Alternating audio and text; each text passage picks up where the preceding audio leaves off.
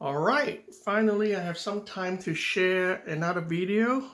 Today, as you know, I like to collect stuff that ages well. Today I have my keepsake box. Okay, um, I always feel like some people think it's a ladies thing, but to me it's really not. If you really look back in history, a lot of guys and gentlemen or male person, they all have their own belongings and daily carry, and they always have a keepsake box. And somehow, as you know, as we become more modern ages, um, more, how to say it, we keep changing our gears so often to the point where uh, it's a consumerism. It's a way to buy stuff, replace stuff almost on a daily, monthly, weekly basis, and without even have a have a have a desire to keep it for long term. So to me, a keepsake box is something that a good reminder to myself that this is something I want to keep it for long term. I want to grow old with this.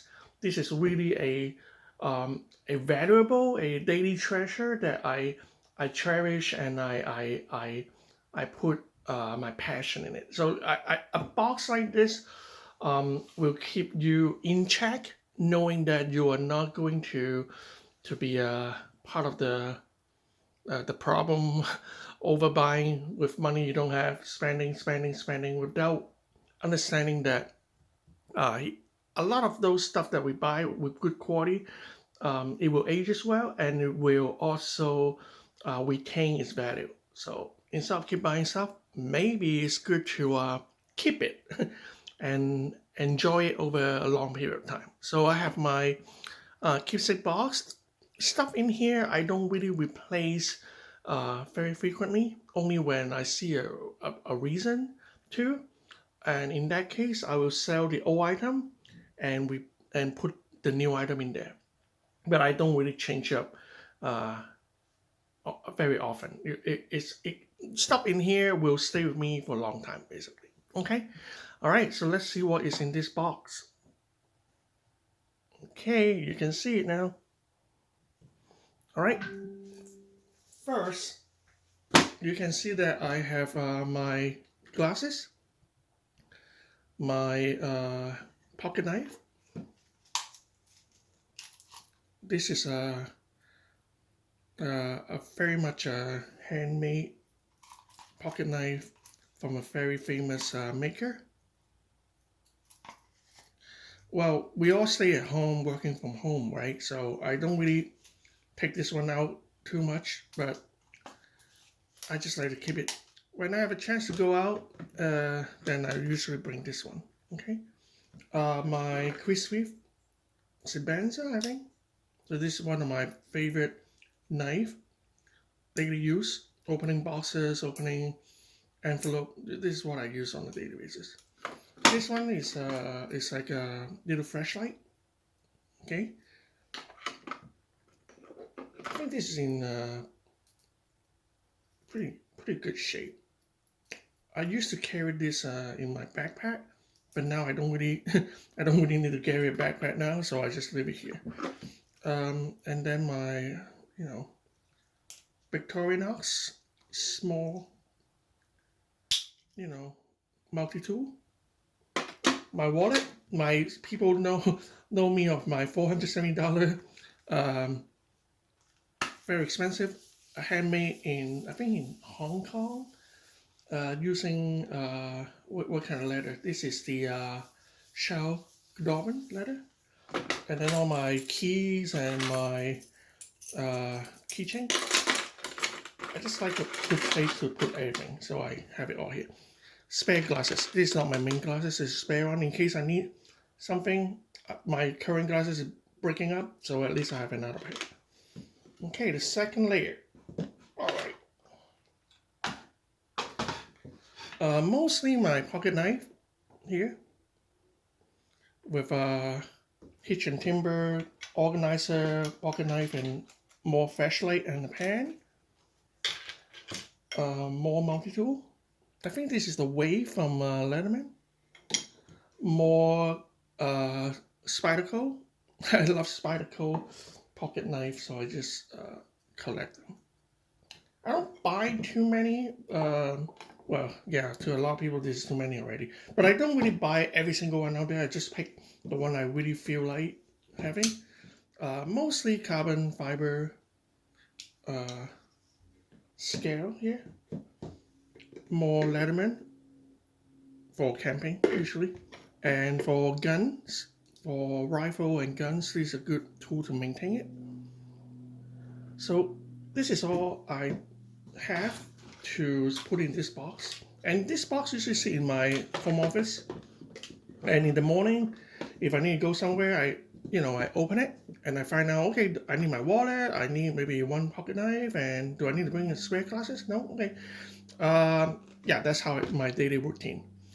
And you can see this beautiful box. Let me see the size of it here. It's about 12 inches long, 8 inches deep, and 4.5 inches high. Okay, this is a pretty decent heavy box. I find this in one of the local, what is it called? One of those art district 10 sale. Guess how much I paid for it? I paid $40 for it, and this is all handmade inlay, brass inlay, all handmade. I bought it from a Vietnamese artisan there.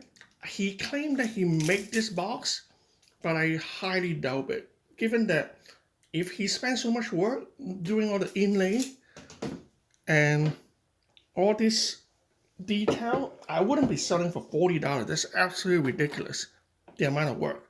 So it really catches my eye, and I decided to. They have two of them. I just buy the bigger version of the box. That's another box. I should have picked up the other one. But I may go back and check it and see that. Look and see all the inlay.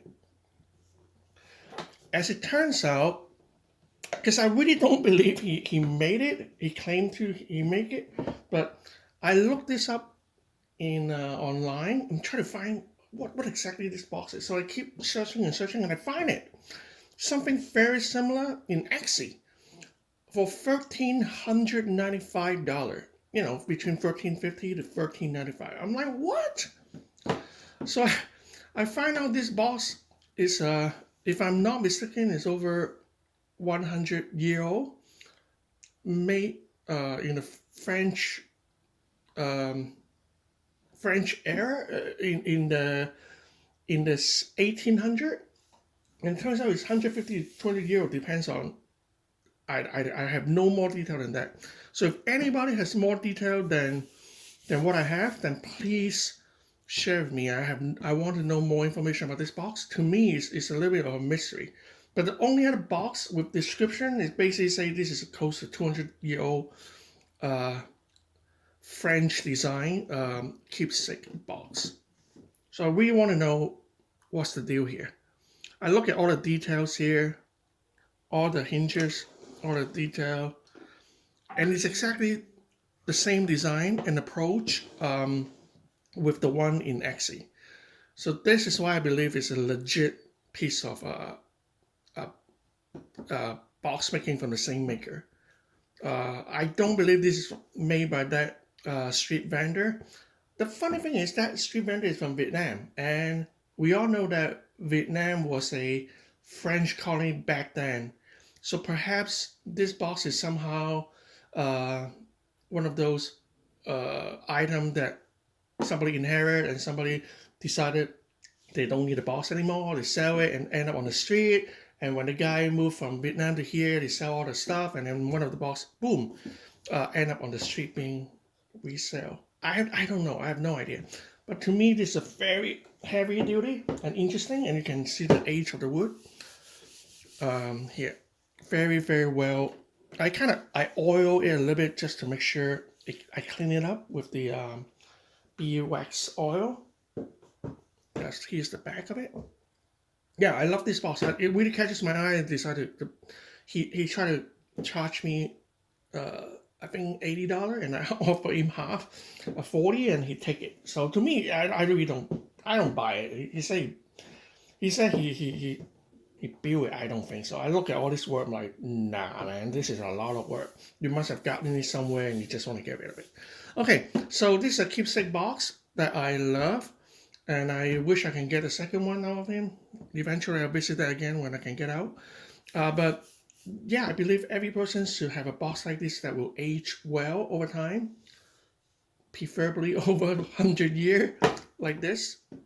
Yeah, I hope you enjoyed this video, and if you have any comment or any knowledge of this kind of keepsake box, please share with me, and I highly appreciate it.